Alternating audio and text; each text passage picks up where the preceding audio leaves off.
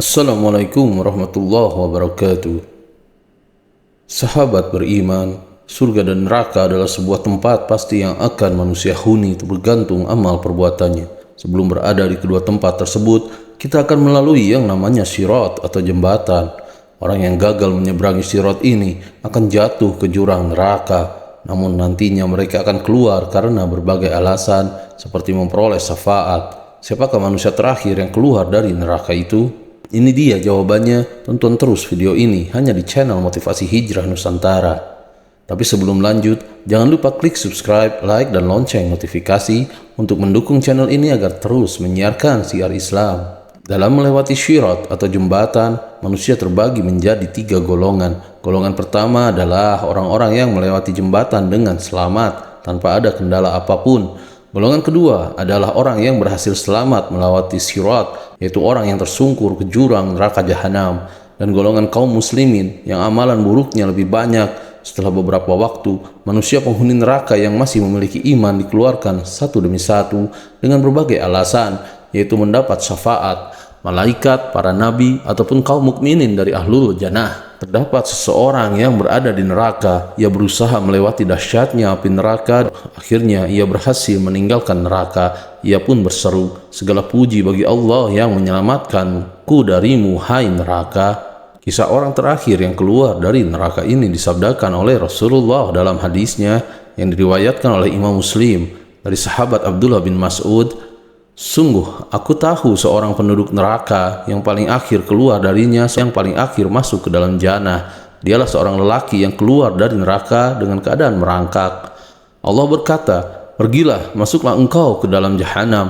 Lalu ia mendatangi jannah, namun dikhayalkan kepadanya bahwa jannah telah penuh. Maka dia kembali seraya berkata, 'Wahai Rabbku, aku mendapati jannah telah penuh.' Allah Subhanahu wa Ta'ala berkata kepadanya, 'Pergilah, masuklah engkau ke dalam jannah.'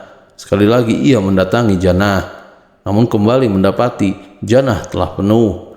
Allah Subhanahu wa Ta'ala berkata lagi kepadanya, 'Pergilah, masuklah ke dalam jannah. Sesungguhnya engkau memiliki semisal dunia dan 10 kalinya, atau engkau memiliki 10 kali dunia.' Nabi Shallallahu Alaihi Wasallam bersabda, laki-laki itu berkata, 'Apakah engkau memperolok-olok aku, padahal engkau adalah raja?' Abdullah bin Mas'ud radhiyallahu anhu berkata, 'Aku melihat Rasulullah Shallallahu Alaihi Wasallam tertawa sampai nampak kelihatan gigi gerahamnya, dan dikatakan bahwa orang itu adalah penduduk surga yang paling rendah derajatnya.' Hadis riwayat Muslim. Keluar dari neraka bukanlah akhir dari penderitaan. Ia pun merasakan panas dan kehausan. Ia pun melihat sekelilingnya dan pandangannya tertuju pada sebuah pohon, namun jaraknya jauh. Nabi Shallallahu Alaihi Wasallam melanjutkan sabdanya, kemudian orang tersebut pun ditunjukkan pada sebuah pohon. Lalu ia pun meminta didekatkan ke pohon itu kepada Allah. 'Ya Allah, mohon dekatkan aku ke pohon itu. Aku ingin berteduh di bawahnya dan meminum airnya.' Allah pun bertanya kepadanya, 'Jika aku dekatkan kau ke pohon itu, apa kau akan meminta hal lain lagi kepadaku?' Orang itu pun segera menjawab, 'Tidak, wahai Rabbku, aku berjanji tidak akan meminta hal lain.' Allah pun mengabulkan permintaannya. Namun ia kembali melihat sebatang pohon yang lebih rindang dan indah dari pohon pertama yang ia tempati berteduh. Ia pun kembali meminta pertolongan Allah. 'Wahai Allah, mohon dekatkan aku ke pohon itu. Aku ingin berteduh di bawahnya dan meminum airnya. Aku tidak akan meminta hal lain lagi.' Pintanya, Allah pun berfirman, 'Hai cucu Adam, bukankah kau telah berjanji tak akan meminta hal lain?' Orang itu pun menjawab, 'Ya benar ya Allah, tapi kali ini saja aku benar-benar tak akan meminta hal lain lagi.' Pintanya lagi.